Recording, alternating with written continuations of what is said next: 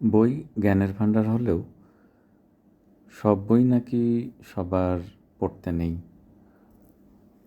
আমি যদিও বিষয়টি অতটা মানতে চাই না। যে কোনো বই পুরাতন যদি হয় এবং সেটি যদি মনে হয় যে বইটি দেখে যদি আমার ভালো লাগে, পছন্দ হয়, আমি আগে বইটি কেনার চেষ্টা করতাম। এরকম অনেক বই কিনে রাখা আছে, পড়া হয়নি। রিসেন্টলি একটি সেরকম বই হাতে নিয়ে পড়া শুরু করলাম।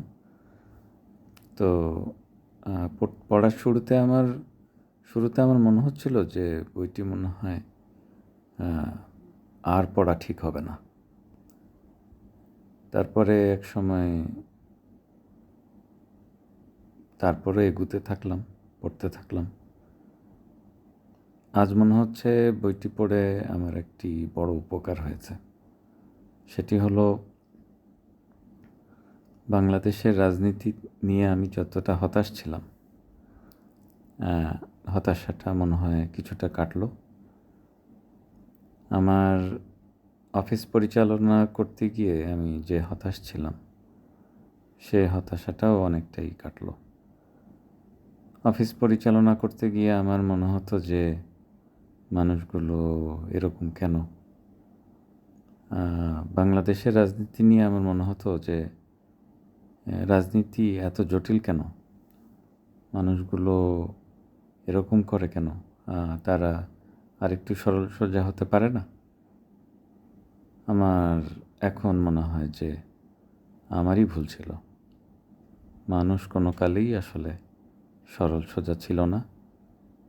বিশেষ করে যারা ক্ষমতার কেন্দ্রে পৌঁছানোর চেষ্টা করে বা ক্ষমতার উচ্চতায় পৌঁছানোর চেষ্টা করে বা করেছিল বা অতীতে বিভিন্ন সময় করেছিল বা এখনও করছে, তারা আমাদের মতো বা আমার মতো অন্তত সরলভাবে চিন্তা করলে হয়তো কোনোভাবেই টিকে থাকতে পারবে না, অথবা পারত না। রাজনীতি অত্যন্ত জটিল এবং অত্যন্ত কুটিল একটি ক্ষেত্র, সবার জন্য সেটি মোটেও নয়। ফলে সাধারণ যে সমস্ত মানুষ রয়েছেন, আমি নিজেকে সাধারণের কাতারে রাখতে পছন্দ করি, সাধারণ মনে করি, তাই বলছি তাদের আসলে এই জটিল এবং কুটিল বিষয়গুলি বুঝে ওঠা তাদের পক্ষে সম্ভব হবে না, এবং এই জটিল এবং কুটিল বিষয়গুলি সাথে নিজেকে মানিয়ে নিতেও পারবে না, এবং তাদের এই বিষয়গুলি মোটেও ভালো লাগবে না। সেটি অতীতেও ছিল, এখনও আছে। সেটি স্থান, কাল, পাত্রভেদে, ধর্মভেদে, সকল ক্ষেত্রেই একই রকম ছিল এবং আছে।